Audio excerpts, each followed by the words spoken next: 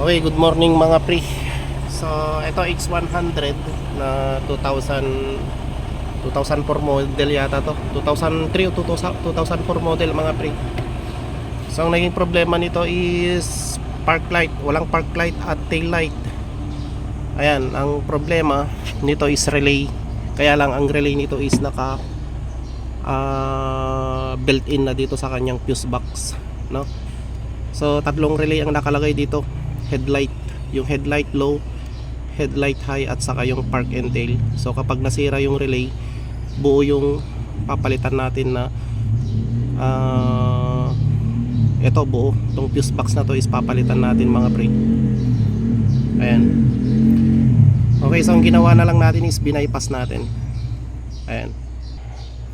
So madali lang ang pag-bypass dito mga pre. So itong ano natin, itong yellow with strip or yellow na may lining na red or orange mga pre. So ito yun. So ito yung trigger natin. Trigger. So ang trigger nito is ground. Kasi ground yung common nito. Ground yung common ng ating headlight. So ayan. Okay, so itong red dito. So itong red dito, ayan yung supply ng dalawang fuse. Itong dalawang 7.5, yan yung supply niya mga pre. So sira yung relay sa loob, no? So ang gagawin lang natin dito is maglagay tayo ng panibagong relay. So ito yung magiging trigger sa ating trigger ng ating relay. So ground yan, no? Ground trigger. And then ito naman is susupplyan natin ng 87. Ito. So naglagay na ako ng relay. Ayan, so pakita ko sa inyo yung relay. So dito natin siya linagay. So ito siya. So naglagay din ako ng fuse.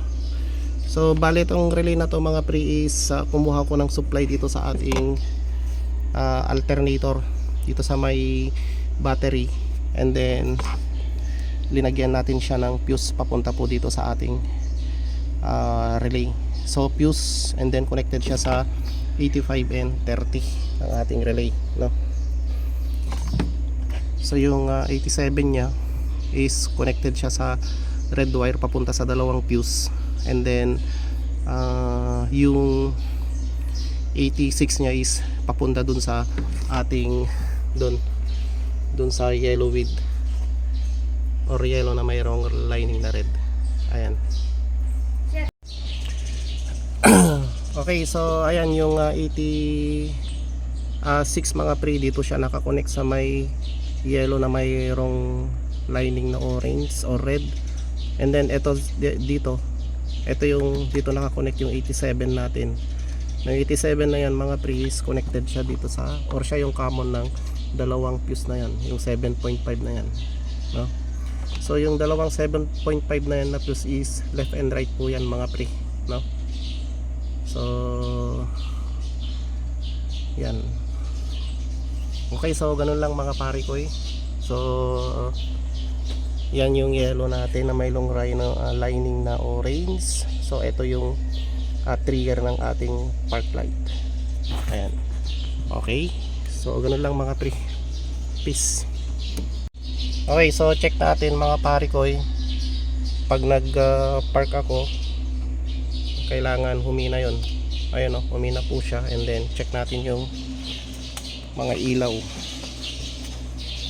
Ayan, so tinanggal ko yung ilaw dito. So check natin dito. So ito yung park light. And then sa likod, so ayan yung tail light. So nakailaw yung mga tail light nya. So ganun lang mga pare ko eh. So pag pinatay natin, dapat yung dashboard natin lalakas. Ayan o. Okay, so peace.